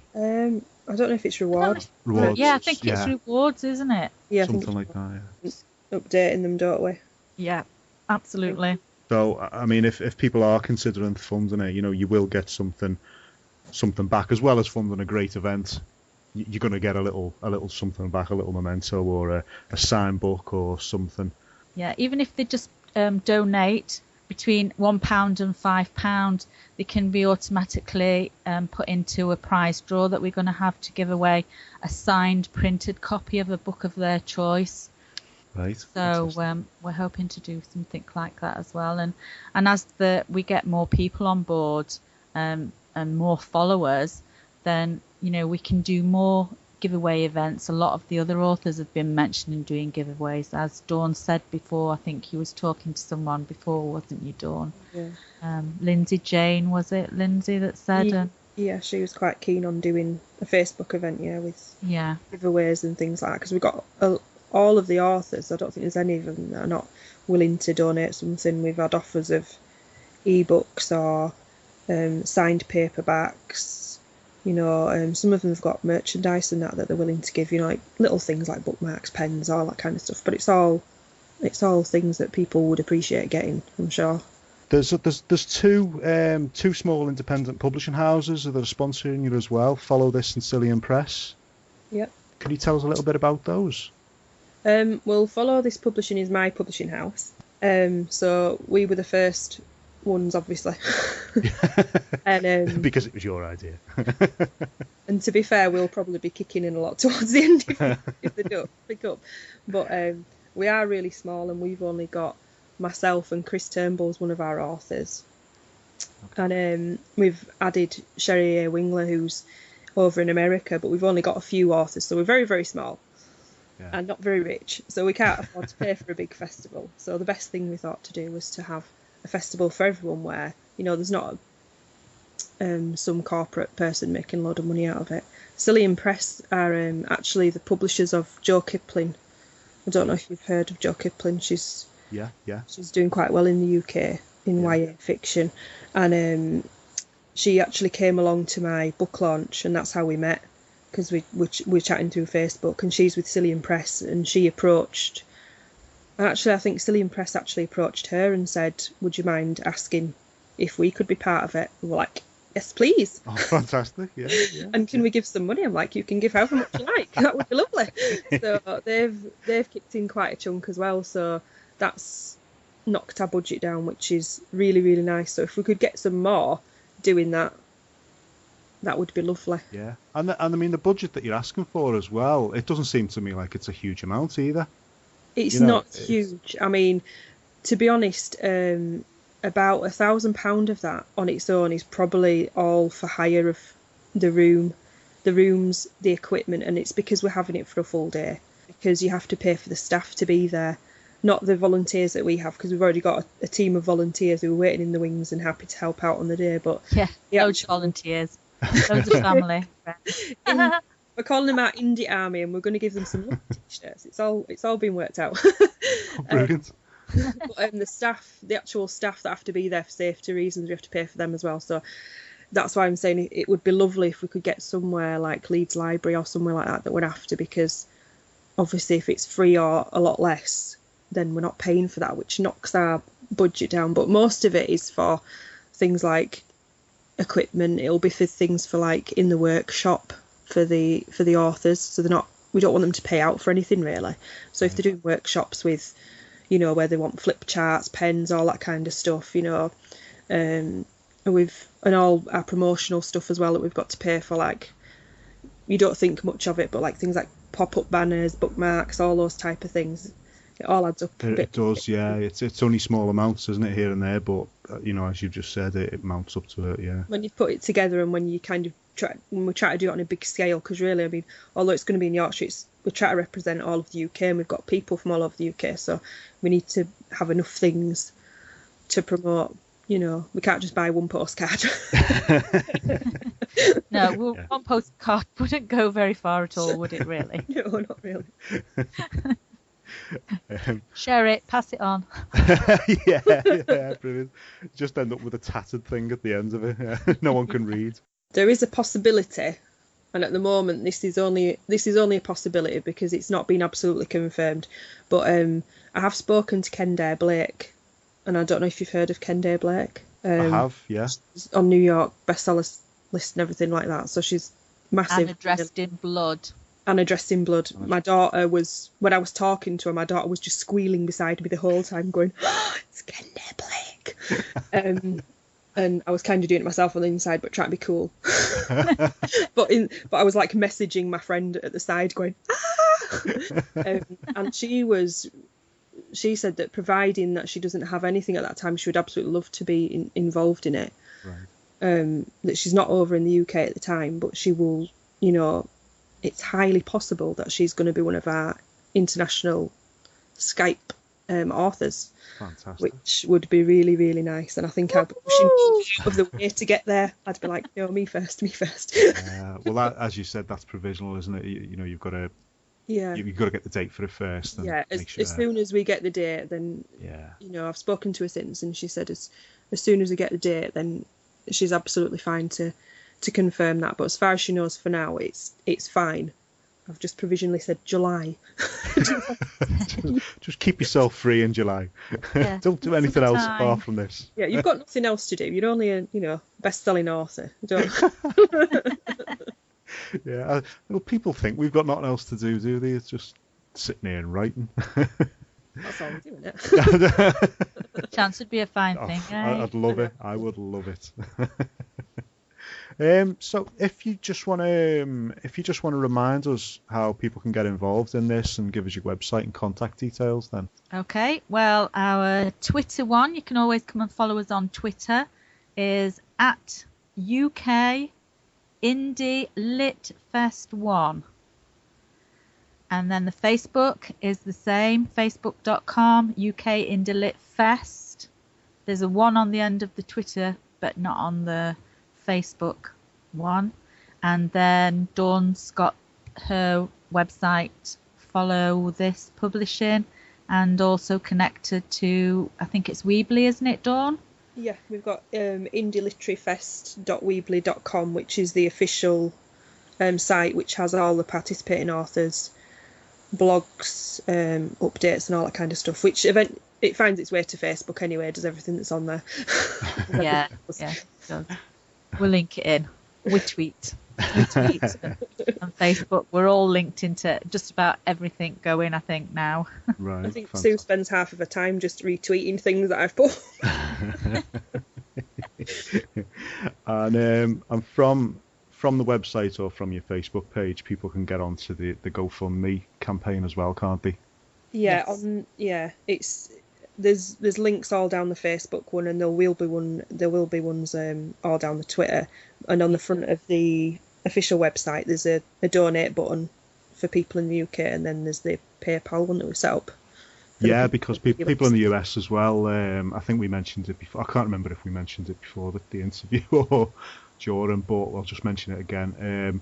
People in the US can donate as well, can't they, through the PayPal? Yeah, they can. Yeah. So fantastic. Okay, well this is brilliant. Thanks very much for your time, and I'm looking forward to keeping up with this event and Yeah. following as you go through. Maybe we can get some of the participating authors to have a chat about it as well as time goes on. Yeah, know quite a few of them that are already interested, and we're all doing reviews and things that people can access and we can share on Facebook and Twitter. So Fantastic. I mean, what we're hoping to do with this, radio show style, I don't know what to call it. I don't know what it is I'm doing. It's need to think of a name, Jason, for it. I Really know. It's going to go out as the show with no name for now. Well, that's good enough. That would probably do well. Yeah, People probably would know would. what it was about. Yeah. But basically, it's an open source project, so people are going to be able to contribute here, there, and everywhere. I know the first couple of episodes or whatever they are, you can see how well I've worked this out, can't you? The first few episodes are probably going to be me blabbing on like this a lot, but I want people to sort of say, oh yeah, I want to contribute a little book reading to it, or a chapter reading or something. Not a whole book, please don't send me a whole book. A chapter reading, or here's some blurb from your book, here's whatever, or I'm an author, I fancy interviewing this author, or I'm a booktuber, I fancy interviewing this person, and we can all sort of really make this work without me doing a lot of work, really. More than willing to help. That's my plan.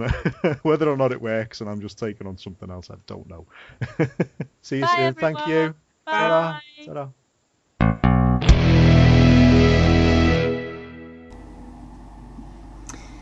Hello and welcome to Speaking Creatively, a new programme set up by Jason Pinnington in conjunction with I Am, or indie author Merseyside and Beyond.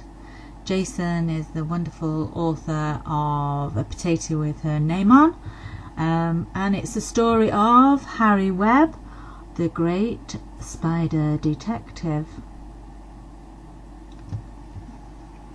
So, I'm Rose English and I am here to present Rose's news, reviews and interviews. And today I'm covering news. The biggest news of all is the news that I won joint first prize for the #IndieRaw challenge on Twitter, set up by the wonderful #IndieBooksBeSeen, who also feature on Facebook. And coming up very shortly, they will be doing the Indie Pride, which will take place on the 1st of July.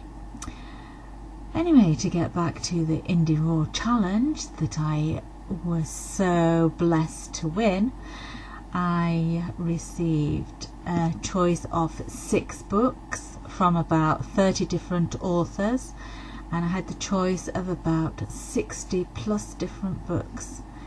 I also won a $25 Amazon gift card, so I was very fortunate to gain a total number of 13 new indie author books.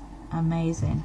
Today I'm just going to talk about my favourite one that featured a lot in the IndieRaw challenge, and by a favourite author of mine who's I've just made friends with quite recently on social media websites, but her book's amazing.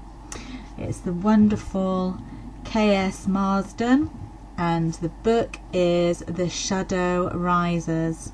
This is the first in a book of trilogies. So I'll read you the blurb on the back. Witches are real, and to be blunt, they are all black-hearted and evil.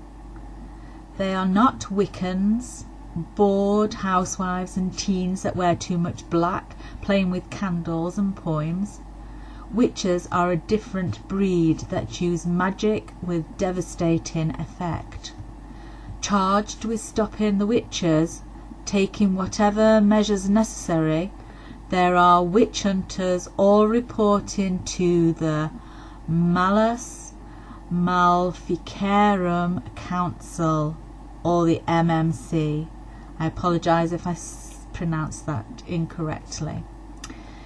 For hundreds of years witches have been persecuted, and when the powerful shadow witch rises again, they have their opportunity for revenge. The best the MMC has to offer, the talented 7th generation witch hunting Hunter Astley has his own part to play in his own way. So this I read initially as a digital format, but I was very, very fortunate to see that the author was offering a signed copy as the prize for the Indie Raw Challenge. So I have this copy which is signed for me. I'll give you a little taster from inside the first chapter. I have got a full review that I did of the book, which can be found on my website or on my blog, which is roseenglishukauthor.wordpress.com, or my website is www.roseenglish.co.uk. I'm on Twitter and Facebook as well. And of course you can link in through I am or hashtag IndieBooksBeSeen. So, chapter 1. Hunter knocked back his cold, expensive beer. He was sitting alone at an open-air bar in the middle of Venice. It was late in the night, or at least it felt late. The days and nights seemed to take forever to tick past. The dark canal flickered with yellow lamplight, along with new fragments of colour. Hunter eyed the fairy lights that the new owner had strewn across the trellis beams, a cheap way to create a youthful environment. He didn't approve. He looked again around, his gaze deadened as though he saw through the thin veil of these mortal amusements, and was not impressed. Hunter Astley appeared to be a very normal guy, though one could never call him average. He ticked every box for the traditional English gent. In his mid-20s, he's tall, with black hair and classic good looks. He held an aura of charm and intelligence that was woven so appealingly about him. He had a confidence that was only partly to do with a large family fortune to his name. Yet all this helped to distract people from looking too closely, to stop them noticing that scrutinizing gaze and apathy to the mundane facts of life, because under the veil there were darker things to fear. Hunter Astley was a witch hunter.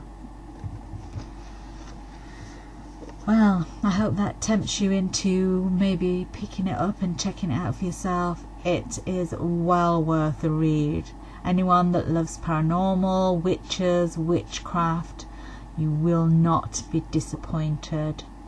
I've got book 2 ready on the list to be read. But like I said, I won the Indie Raw Challenge, and I've got 12 other books, along with the rest of the books, in my Leaning Tower of paperbacks upstairs in my bedroom, that I'm also trying to get through and do reviews for. Thank you for listening. Hope you enjoy this. And don't forget, the book once again is K.S. Marsden, The Shadow Rises. Enjoy. Happy reading.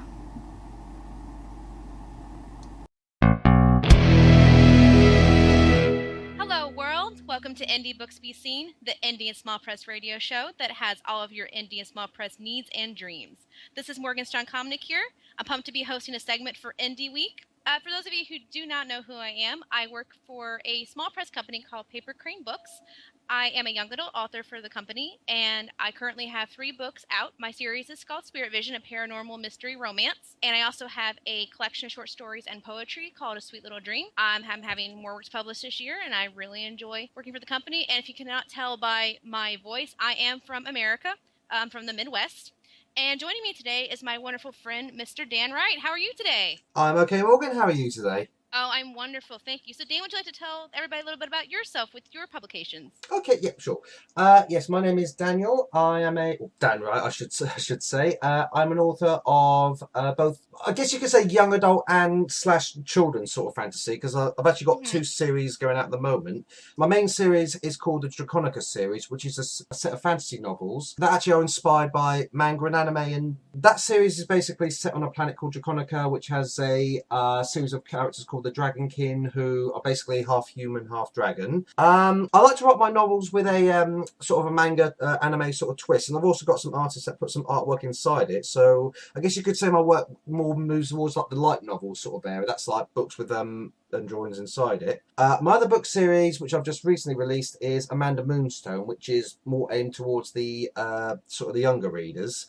Now that's set in the same universe as the Draconica series, but it's more inspired by Disney Pixar sort of stories, and again that's got like artwork involved, and it's actually more, I guess you could say, like more of a magical sort of feel to it, sort of things like Harry Potter sort of thing. It's got like magicians and magic and sort of that kind of stuff, and that's about me. Well, nice. Well, here you write about magic, and I write about high school murder, so it's all couldn't it be more different? a little bit of diverse. And if you can't tell, Dan is from the good old UK. So we're going to kind of be doing 2 different things today in this segment. We're going to be kind of discussing the differences between America's promotion for books versus Britain, England, whatever you guys like to be called. I don't want to, be rude. You can call us whatever, like we're pretty open-minded. All right. Kind of. But their publication and everything. Now, since publication is going towards the internet route, I'm sure ebooks and social media, that's probably about the same with us. Dan and I have worked together on several things. I'm pretty sure we do the same type of stuff with social media. Indeed, I'm sure we do, yeah. But we kind of want to discuss maybe advertisement over in the UK versus the US, like if you actually leave your office and your computer. I know a lot of people don't do that anymore, but we just kind of wanted to compare about that. So, Dan, if you were going to leave your house and it will go to your local bookstore, how do they advertise books there? Well, my local bookstop I mainly go to is Waterstones, which is the biggest chain of bookshops in England, I guess you could say. Okay, I've never heard of that, so that's good to know. Okay, yeah, well, I think it's probably the equivalent of Barnes & Noble in America. Yeah, Barnes & Noble, Borders, those are our main ones. That sort of thing. Now, one thing I have noticed with Waterstones is if there's like a big series or a book series that's particularly popular, they will actually have a whole section dedicated to it. Okay. Yeah, just by way of example, obviously with Game of Thrones, like the book series, A Song of Ice and Fire, they have like a whole section of it dedicated to it, and that includes like the book series, other stuff by George R. Martin. They used to actually have like a Harry Potter section as well. I seem to remember when Harry Potter was like the big thing, but they kind of seem to have moved towards Game of Thrones because Thrones is like the in thing at the moment. Right. Now they also have sections dedicated because when sadly Terry Pratchett passed away, they did have a whole section dedicated to him as a way of pushing his books and things like that. So that's probably like a major sort of advertisement there. But also if there's like a particular book series that's particularly popular, like if you go through like the sort of general sections, like the young adult section or the romance section, if there's a particular one that's quite famous, so obviously like point out I have like a Waterstone recommends that sort of thing. So and unfortunately at the moment Waterstone seems to recommend 50 Shades of Grey for reasons that I have absolutely no idea. What's also quite cool is they also have like a section dedicated to like comic books and manga and stuff like that, and in the same sort of way they will like press like important sort of mangas and comics. At the moment they're pressing for like the Avengers and the Guardians of the Galaxy and all the Marvel stuff, and for manga I think the latest one they were pushing more seems to be Attack on Titan. And of course they've obviously Pokemon and Yu-Gi-Oh, that sort of stuff. So yeah, I think that's, I don't know if it's the case for all Waterstones, but certainly my Waterstones, they seem to have like a big sort of thing of basically promoting like the big names and everything. And that makes sure you like put as much attention on them as possible. So okay, well that seems similar to mine, but you're talking about the entryway. That actually, we're a little bit different there. I know at Barnes & Noble, unfortunately, the closest bookstore to where I live is about an hour and a half away, which is very, very unfortunate. However, when you come in, they have a little section of every Barnes & Noble I've ever been to of bestsellers. and it can be from any genre. They usually have like 2 tables, and they're usually marked about 30% off for a week or so, which that's, I think, pretty awesome. Right in front and center, everybody wants to get them, and I think they're a little extra if you have a Barnes & Noble membership card. And then from there on the sides, depending on the season, like right now it's summer, so they have kind of cool summer board games, and like I know the Big Bang Theory is really popular, so the last one I went to last week had Game Theory games on the side. They also have a classic section, like Robin Hood and the King Arthur tales, all that kind of stuff, compiled into these big books that are usually like $10 at Barnes & Noble, right by the counter. And then, like you said, though, we do have different sections. We have a graphic novel section. We have CDs at Barnes & Noble and DVDs, stuff like that. I don't know if you guys have, if it's strictly books, but... Well, funny enough, there's actually 2 Waterstones where I am, and I don't really go on the other Waterstones that much, but I know they do have like a section for like audiobooks, and I'm pretty sure they did have CDs and DVDs in there at one point, so yeah. Yeah, we have a pretty big DVD and music section at every Barnes & Noble I've been to. Also, usually it's in the corner or in the back. There's a giant kids section. All the kids' books are there. They have stuffed animals. They have Legos you can play with. They have people like reading to the kids, I think, at certain times during the day. I always miss it. I want to play so bad, but I always miss it. And then we also have a coffee shop in every Barnes & Noble built in. Oh, yes, we have one of those in Waterstones okay, as well. I wasn't sure if that was just an American thing. No, it's probably something that we've taken from the Americans, to be perfectly honest. So, okay. Yeah. It always smells good when I walk in and everything. So my next question then is for this topic, then we'll move on to some interviewing questions with each other, which I think will be pretty fun. Excellent. How do you guys advertise if maybe authors come and want to do like book signings, or if they're wanting to come visit when their book is released over in the UK? Well, funny enough, I actually remember like a good few years ago, the actor Robert Llewellyn, you may or may not have heard of him. Basically, he plays Crichton in Red Dwarf. Okay, gotcha. Yeah, he actually released a book recently called Sold Out, which is basically his autobiography of basically how he gave up shopping for like a year or so, and he actually came to do a talk about it, and I've got to be honest, I was like a complete fanboy there, because it's like The Dwarf is one of my favourite shows of all time, and I actually got to meet Crichton, so yeah, so sometimes they do get like the authors come down to talk about their books. I actually think J.K. Rowling came down, one of the other Waterstones, when the later Harry Potter books came out. I forget which one, but if they can, yeah, they do occasionally get like the authors come down to talk about their work and everything like that. Sadly, not so much of the so we just say the independent authors, unless they're like really bestsellers and they're like really well known in like quite local to the area. If you're sort of like an indie author sort of thing, you kind of have to like do your own advertisement and press and things like that. That being said, I did once manage to get one of my books in one of my Waterstones, so nice. yeah, so no, yeah, that was quite an achievement. So it's not as if they entirely ignore it, sort of thing. I just think they're more pressed like getting like the bigger name authors down there. But I think, to be fair, that's probably more like the bigger publishers trying to put the pressure on the bookstores and push their own work, as opposed to more. So I think really, because they've got the money to do it, it's like the indie independent sort of sides kind of get pushed to the side and everything like that, if you see what I mean. But luckily, with the internet and social media and everything like that, then the independent authors have a way of pushing themselves forward. I've actually noticed that some authors seem to be using YouTube as a way of promoting their work. I've seen quite a few trailers for like books coming out and like some viral campaigns coming out of that. Yeah, so that's pretty much how it works in the British bookstores that I've seen. I know over where I'm at in the Midwest, unfortunately, I haven't got a chance to meet a New York Times bestseller author yet, but I did. I see advertisements on their Facebook pages, the few that I follow, and unless they're New York Times bestseller like all the time with the series, they usually don't travel. Even they like to do social medias more often, so but they will travel on occasion, and they love meeting their fans. It's not that they don't. Yeah.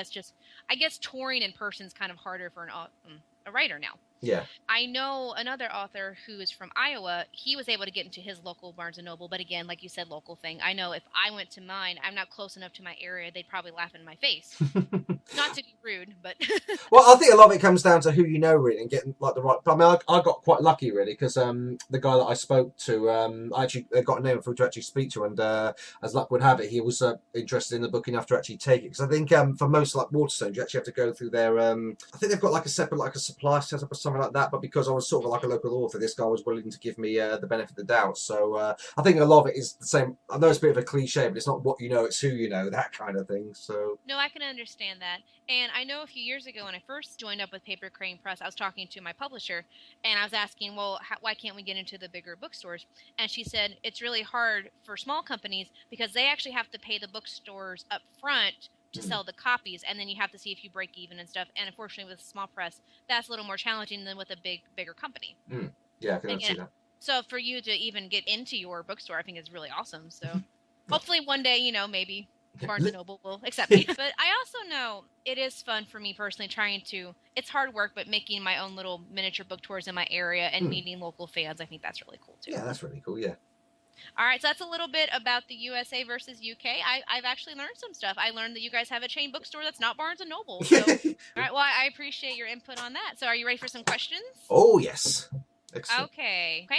I'm going to ask you one, for those listening still, thank you for staying with us. I'm going to be asking Dan a few questions, and then he'll ask me one, and we'll just kind of switch off. Okay. Yeah, go for it. My first question is, what would you say is your interesting writing quirk? Ooh, good question. I don't necessarily think it's a quirk as such, but funny enough, I actually get accused of this quite a bit. I do tend to like over type a lot of my stuff. In other words, basically, I give too much information when I first write it back. Cause I don't know if it's the same with every author, but when I'm writing a scene, it's like I try to like visualize the scene and basically put every damn thing that I see in it. And sometimes it's like I'll read it back after editing and think to myself, why have I put all of this in here? I can easily sum it up in just 2 lines. So, it's one of those things. And also putting so many spelling mistakes and everything like that. That's it. Oh, yeah, and reusing the same word over and over and over again. The amount of times I've gone through and like I said, he roared and or he shouted or he cried. And like, I kind of feel bad for that reviewer now, but at least you know. Yeah, indeed. No, that's all good. Yeah, at least I know for next time. Okay, I'm ready whenever you are. Okay, so my question for you is, when did you write your first book and how old were you? I'm sure most people who do follow my website, which I can give at the end of the show, do know my story about it. I was actually 14 years old when I wrote Spirit Vision, which is my first published work. Before that, I just would write poems and stuff because I was really shy, and writing was just a fun way to express myself. I never, in my wildest dreams, even back in high school, thought, or even really had a desire to be a professional or real, as my kids say, writer. But once I started getting into Spirit Vision, I fell in love with my characters, and I really enjoyed bringing life and sharing them with everybody. So I was 14 years old, which shocks my middle school students because they're about the same age, but it's a good incentive for telling them, hey, you can be 14 and have dreams. Excellent. And poems on the Spirit Vision are absolutely fantastic, can I just say, because I've read both of them and they're amazing. Yeah. Well, thank you. I appreciate that. Yeah, excellent. Okay, what does your family think about your writing? I think they enjoy it. Funny enough, actually, I remember the first time actually I gave my book to my parent, my mum, to proofread and everything like that. Oh, gosh. Yeah, the funny enough, a lot of the time she's come back to me and said, "Well, it's not exactly my thing," and but yeah, it's pretty good. And I think, to be honest, I think my dad probably enjoys it a bit more to my mum than my mum, if I'm being entirely honest and everything. That being said, I remember one time I did actually do an anime convention to sell my stuff, and originally my dad was supposed to come along, and unfortunately he couldn't make it because he was sick. But so my mum came along and said, I did honestly not think that my mum was enjoying it at all, but. Fair play to her. She dived right into it, and in all fairness, I think because of her, I probably got more sales than I would have had on my own. So Nice. I think she's gradually coming into joy. I mean, I think the best thing is when my parents came up to me and said this particular scene made her cry because of the way of a certain character died and everything like that. And Mum has told me that she's really big on my Amanda Moonstone series. So that's probably more her thing. But yeah, I think they quite enjoy it. Well, that's wonderful because I mean, having parental support's just fantastic. Absolutely, yeah. Cool. All right, good answer. No problem. So I guess my next question to you is, what do you like to do when you're not writing? Well, when I'm away from my computer, that's very rare. I'm also a teacher, and that implies me making lesson plans, which, hey, implies computer. Other than that, though, like Dan said with his work, I enjoy Japanese. Don't want to insult my fellow otaku brethren, but to those people who don't know, cartoons, basically, anime, and Japanese graphic novels. I love Japanese culture very much. I actually just got back from a convention last week. I had a wonderful time there. Got to hang out with my author friend Samurai Dan, and he actually is a trained samurai from Iowa. Nice. Yeah, that was a really good time. Went out for pizza. That was fantastic. I also, like most writers, I like to read. I just not for competition purposes. I've just always liked to read since I was probably in high school. I like to walk and listen to music. I like to hang out with my friends and family, and usually my husband when he's not being a cranky pants. Nah, I'm totally joking. I'm very blessed with that. I'm very, very blessed with that. I like to cosplay, which means dressing up as a character. I really enjoy doing that. And I actually do like teaching. I know most people don't say they love their job, but I really love working with children. So I'm very lucky to have a lot of interest, just not a lot of time to do them. So my question for you is, what was one of the most surprising things you learned in creating your books? One of the most surprising things, I think it's probably how secretly sadistic and horrible I am as a person. I found that out too with myself. Indeed. Yeah, because what I like to do is, and I have to say George R. Martin is probably a bit of an influence on here, is I have picked up a bit of a knack of killing off much beloved characters in my books, and like this unfortunately has actually got me in trouble because I've got this one character in my book series called Finn Turok, and basically he was like the sexy elf-like guy that all the female characters that all the female readers absolutely loved and fawned over. Bit of a spoiler alert here, I kill him off in my third book, and my god, you would not believe the abuse I got from some of my readers. It's like, I think one of my best friends wouldn't talk to me for like a couple of days after that. There's another author who was a big fan of Finn who threatened to come round to England and hunt me down and kill me, and those were the nicer comments I got. So yeah, that's probably what I've actually found out. But I think in all fairness, yeah, it does. I haven't killed off a character just for the sake of it. I do make sure it's like important for the story, and Right. I also have this rule: if I kill a character off, generally they stay dead unless they're like a villain or something like that, and the plot means they have to come back. But yeah, I'm not really a big fan of those that kill a character off just to bring them back a few episodes later. So they have to be changed in some ways. Like they can't necessarily be the same person. So they have to have like been altered in some way. So yeah. Okay. Yeah. Right, I think you probably answered this question, but I'm going to ask it anyway. Sure. How many books have you written, and which is your favourite? Well, I have 3 published right now. I'm working on 2 other ones this year. The 3rd installment of Spirit Vision, which is called The Power of Mortals, and I'm working on another short story and poetry collection called Fallen Stardust. This one from my college to, I guess, adult years. Mm-hmm. Nothing bad about it. It's just it's like, oh, I'm now a grown up kind of thing. Okay. As for my favorite, it's like asking which child you like the best. Probably, though, closest to my heart would obviously be Spirit Vision, just because, one, I've written with those characters for quite a while, and it was my first book.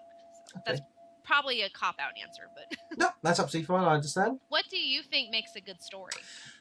For me personally, it's characters. I mean, as far as I'm concerned, you can have like the best story in the whole world, but unless you've got the characters that people can relate to. And to be honest, whenever I read a story or like watch a TV show or even play a video game, my first question is, am I going to like these characters? Am I going to like go along with them? And you know, if you don't relate to the characters or latch onto them in some way, then you know, there's no much point really. And if you have the best like story ever, if you don't have the characters to pull it across, then there's really no point. It just ends up being like dull. And unfortunately, this is actually one of the things that I don't really like even though I'm a fantasy writer. I absolutely despise archetypes in fantasy. You know, like by that I mean like you've got like the mage, you've got the barbarian, you've got the knight, and it's like, you know, have some originality. You know, I'm not saying that every fantasy story is like that, but like quite a few I have read, or even some RPGs, it's like, it kind of feels like they're characters that just fulfilling their particular archetype, and it's like they're just bland and uninteresting. You know, I prefer those. That's what I kind of prefer, like the Song of Ice and Fire or Game of Thrones, because